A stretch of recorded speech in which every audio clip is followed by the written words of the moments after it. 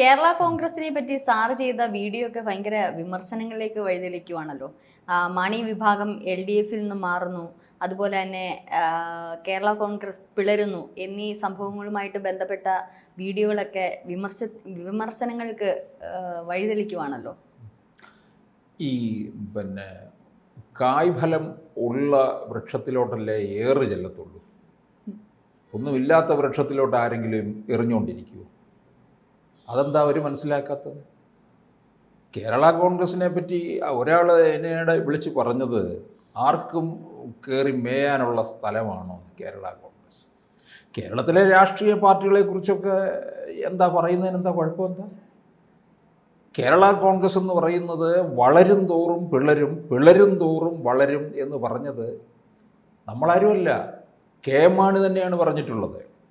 കേരള കോൺഗ്രസ് എന്ന് പറഞ്ഞാൽ ആദ്യം ഓർമ്മയിൽ വരുന്നത് KM മാണിയുമാണ്, അല്ലെങ്കിൽ അതിനു മുമ്പുള്ള പലരെയും ഒക്കെ ഉണ്ട്. പ്രധാനമായിട്ട് നമ്മുടെ മുമ്പിൽ ഇപ്പോൾ വരുന്നത് KM മാണി തന്നെയാണ്. KM മാണി മരിച്ചുപോയെങ്കിലും ഇപ്പോഴും നമ്മുടെ മുമ്പിൽ അങ്ങനെ നിറഞ്ഞു നിൽക്കുന്ന ആളാണ്. ഈ ചുക്കില്ലാത്ത കഷായമില്ലെന്ന് പറഞ്ഞ പോലെയാണ് കേരള കോൺഗ്രസ് ഇല്ലാത്ത ഭരണം എവിടെ എപ്പോഴാണ് ഉണ്ടായിട്ടുള്ളത്? വളരെ അപൂർവമല്ലേ? അപ്പോൾ തീർച്ചയായിട്ടും ഏത് ഭരണത്തിലും കേരള കോൺഗ്രസ് ഉണ്ടാകും. കാരണം പിളർന്ന് ഇങ്ങനെ പൊക്കൊണ്ടിരിക്കുകയല്ലേ. ഇപ്പോൾ തന്നെ LDFിനകത്ത് നോക്കിയാൽ ജനാധിപത്യ കേരള കോൺഗ്രസ് ഉണ്ട്, കേരള കോൺഗ്രസ് B ഉണ്ട്, ഒക്കെ ഒറ്റയാൾ പട്ടാളമാണെങ്കിലും പിന്നെ നമ്മുടെ ജോസ് കെ മാണിയുണ്ട്. ഇവരെന്തിനായി ഭയക്കുന്നത്? എന്തിന്? നമ്മൾ പറയുന്ന കാര്യങ്ങളൊക്കെ ഇവിടെ സംഭവിച്ചിട്ടുള്ളത് തന്നെയാണ്. കേരള കോൺഗ്രസ് പിളരും. ഇത് കേൾക്കുന്നുണ്ട് ഈ കേരള കോൺഗ്രസ്സിലുള്ളവർക്കാണ് ചിലപ്പോൾ വലിയ വിഷമം. അല്ലാതെ കേരള രാഷ്ട്രീയം മനസ്സിലാക്കുന്നവർക്ക് കേരള കോൺഗ്രസ് പിളരുമെന്ന് പറഞ്ഞാലൊന്നും വലിയ ഞെട്ടലൊന്നുമില്ല. അവർ ചോദിക്കുന്നത് എന്തായിരിക്കും? കഴിഞ്ഞ വർഷം പിളർന്നു, ഈ വർഷം എന്താ പിളരാത്തത് എന്നേ ചോദിക്കത്തുള്ളൂ. കേരള കോൺഗ്രസ് എന്ന് പറഞ്ഞാൽ പിളരുന്ന പാർട്ടി എന്നാണ് അർത്ഥം, അല്ലേ? അതങ്ങനെ സംഭവിക്കത്തുള്ളൂ. ഇനിയിപ്പോൾ UDFിലേക്ക് വരും. ഇപ്പം എന്തിനാണ് ലീഗ് കേരള കോൺഗ്രസിൻ്റെ പിന്നാലെ നടക്കുന്നത്? എന്തിനു വേണ്ടിയാണ്? UDFിൻ്റെ സ്ട്രെങ്ത് വർദ്ധിപ്പിക്കാൻ വേണ്ടിയിട്ടാണ്. അടുത്ത ഭരണം UDFിനാണ് എന്ന് ലീഗ് അങ്ങ് കണക്ക് കൂട്ടുന്നു. ലീഗിൻ്റെ കണക്ക് കൂട്ടൽ എവിടെ വരെ പോകുന്നു നമുക്ക് നോക്കാം. അപ്പോൾ എങ്ങനെയെങ്കിലും ജോസ് കെ മാണി വിഭാഗത്തെ കൂടി ഇപ്പുറത്തേക്ക് കൊണ്ടുവരണം. അതിനുള്ള ശ്രമമാണ് ലീഗ് നടത്തുന്നത്. തിരുവമ്പാടി സീറ്റ് വരെ കൊടുക്കാമെന്ന് പറഞ്ഞു ജോസ് കെ മാണിക്ക്. കാരണം മാണി C കാപ്പനാണ് ഇപ്പോൾ പാലയിൽ നിന്ന് ജയിച്ചിരിക്കുന്നത്. കാപ്പം മാറി കൊടുക്കാൻ പോകുന്നില്ല. കഴിഞ്ഞ തവണ ജോസ് കെ മാണി തോറ്റ ഇടമാണ്. ജോസ് കെ മാണിയെ സംബന്ധിച്ചിടത്തോളം ഈ പാലയും പരിസര പ്രദേശങ്ങളും ഒക്കെ വിട്ടുപോകുക എന്ന് പറയുന്നത് അതങ്ങോട്ട് ആലോചിക്കാൻ പറ്റത്തില്ല. അവർക്ക് അവരുടെ ഒരു ഈറ്റില്ലമാണല്ലോ കോട്ടയം, പാല എന്നൊക്കെ പറയുന്നത്. അല്ലാതെ തിരുവമ്പാടി ലീഗിൻ്റെ കയ്യിലിരിക്കുന്ന, ഇപ്പോൾ ലീഗിൻ്റെ അല്ല, CPMൻ്റെയാണ്. ലീഗിന് കഴിഞ്ഞ തവണയിലെ ഒരു 3000 ആ ഒരു അടുപ്പിച്ചോട്ടിൽ നഷ്ടപ്പെട്ട ഒരു മണ്ഡലമാണ്. അതവർക്ക് തിരിച്ചു പിടിക്കാമെന്നുള്ള വിശ്വാസമുണ്ട്. അപ്പോൾ അത് കൊടുത്താണെങ്കിലും ജോസ് കെ മാണിയെ ഇപ്പുറത്തേക്ക് കൊണ്ടുവരിക എന്നുള്ളത് കണക്ക് കൂട്ടുന്നു. ഇവരെന്തുകൊണ്ടാണ് ലീഗ് ജോസ് കെ മാണി വിഭാഗത്തിൻ്റെ പിന്നാലെ പോകുന്നത്? ജോസ് കെ മാണി അവിടെ LDFിൽ അതൃപ്തനായി നിൽക്കുന്നു എന്നാണ് രാഷ്ട്രീയം മനസ്സിലാക്കുന്ന ഏവർക്കും അറിയാൻ കഴിയുന്ന കാര്യം. ജോസ് കെ മാണി വിഭാഗം വിചാരിച്ച തരത്തിൽ LDFിൽ അങ്ങോട്ടൊരു കയറ്റം കയറാൻ പറ്റിയില്ല. പിന്നെ ആരുടെയും വിലപേശലൊന്നും LDFിൻ്റെ അടുക്കൽ നടക്കത്തില്ല. UDFിലാണെങ്കിൽ അത് നടക്കും, അത് ഉറപ്പാണ്. ആ വിലപേശിയാണല്ലോ ലീഗ് അവിടെ കയറി വലിയ ആധിപത്യം സ്ഥാപിച്ച് നിൽക്കുന്നത്. തോളത്ത് കയറിയിരുന്ന് ചെവി കടിച്ചു പറിക്കുകയല്ലേ ലീഗ് ചെയ്തുകൊണ്ടിരിക്കുന്നത് കോൺഗ്രസിൻ്റെ.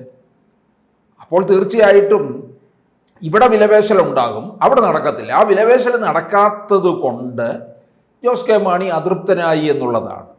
അതാർക്കും അറിയാവുന്ന കാര്യമാണ്. അങ്ങനെ വന്നു കഴിഞ്ഞപ്പോൾ ഭരണം തിരിച്ചു പിടിക്കുന്നതിന് വേണ്ടി എപ്പോഴും ഭരണത്തിൻ്റെ കൂടെ ഇങ്ങനെ നിന്ന് പോകുമ്പം അതല്ലേ ഒരു സുഖം. പിന്നെ ജോസ് കെ മാണി തന്നെ കരുതുന്നില്ലേ കരിങ്ങോഴയ്ക്കൽ തറവാട്ടിലേക്ക് ഒരു കൊടി വെച്ച കാറ് വന്നിട്ട് എത്ര കാലമായി എന്നുള്ളത്. ഈ കണ്ട കാലം അത്രയും കരിങ്ങോഴയ്ക്കൽ തറവാട്ടിൽ കൊടി വെച്ച കാറേ ചെന്നിട്ടുള്ളൂ. സാർ ഈ വീഡിയോ ചെയ്യുന്നത് ജോസ് കെ മാണിക്ക് ഈ പറഞ്ഞതുപോലെ കൊടിവെച്ച കാറ് കയറ്റാൻ വേണ്ടിയിട്ടാണോ അതോ എതിരായിട്ടാണോ? ചിലർ അങ്ങനെയും പറയുന്നുണ്ട്. ഞാൻ ജോസഫ് ഗ്രൂപ്പിൻ്റെ കയ്യിൽ നിന്ന് പിന്നെ എന്തോ ചില എഗ്രിമെൻ്റ് ഒക്കെ നടത്തിയിട്ടാണ് ഈ ജോസ് കെ മാണിയെ താറടിക്കാൻ വേണ്ടി വീഡിയോ ചെയ്യുന്നതെന്ന്. എനിക്ക് കേരള കോൺഗ്രസ്സിലുള്ള ചില ആൾക്കാരുമായിട്ട് എല്ലാ വിഭാഗത്തിലുള്ള പാർട്ടിയിലുള്ള ഒരുമായിട്ടൊക്കെ അറിയാം എന്നേ ഉള്ളൂ. അല്ലാതെ പിന്നെ വേറൊരു എഗ്രിമെൻറ്റോ കാര്യങ്ങളിലോട്ടോ ഒന്നും പോയിട്ടുള്ള കാര്യങ്ങളല്ല ഇത്. നമുക്ക് പറയാനുള്ള, നമ്മൾ കേരള രാഷ്ട്രീയം മനസ്സിലാക്കുന്നവരല്ലേ, നമുക്കറിയാം കേരള കോൺഗ്രസ് എങ്ങോട്ടൊക്കെ പോകും വരും എന്നൊക്കെ, എപ്പോൾ പിളരുമെന്ന് പോലും നമുക്ക് മനസ്സിലാക്കാൻ കഴിയും. അപ്പോൾ ജോസ് കെ മാണിക്ക് ഈ കരിങ്ങോഴക്കൽ തറവാട്ടിലേക്ക് ഒരു കൊടിവെച്ച കാറ് വരണമെന്ന് ആഗ്രഹമുണ്ട് എന്നുള്ളതാണ്. അത് പിന്നെ UDFൻ്റെ ഇനി ഭരണമാണ് വരുന്നതെങ്കിൽ, ജോസ് കെ മാണി മറുഭാഗത്താണെങ്കിൽ തീർച്ചയായിട്ടും ഒരു മന്ത്രിസ്ഥാനം ഉണ്ടെന്നുള്ളതാണ്. അതും പിന്നെ KM മാണി വഹിച്ചിരുന്ന വകുപ്പ് പോലും ആഗ്രഹിച്ചിരുന്നതാണ്. KM മാണി മുഖ്യമന്ത്രിയാകാൻ ആഗ്രഹിച്ചില്ലേ? കാരണം അത് സ്വാഭാവികമാണ്. എത്ര വർഷത്തെ രാഷ്ട്രീയ പാരമ്പര്യമുള്ള ആളാണ്. അങ്ങനെ മുഖ്യമന്ത്രിയാകാൻ ആഗ്രഹിച്ച ആളിനെയാണ് LDF കൊണ്ടുപോയി കുഴി ചാടിച്ചു കൊടുത്തത്, അല്ലേ? അതിൻ്റെ പിന്നിലുള്ള ആ കഥയൊക്കെ പറയാൻ പോയി കഴിഞ്ഞാൽ അത് പിന്നെയും പല വീഡിയോകളാക്കേണ്ടി വരും എന്നുള്ളതാണ്.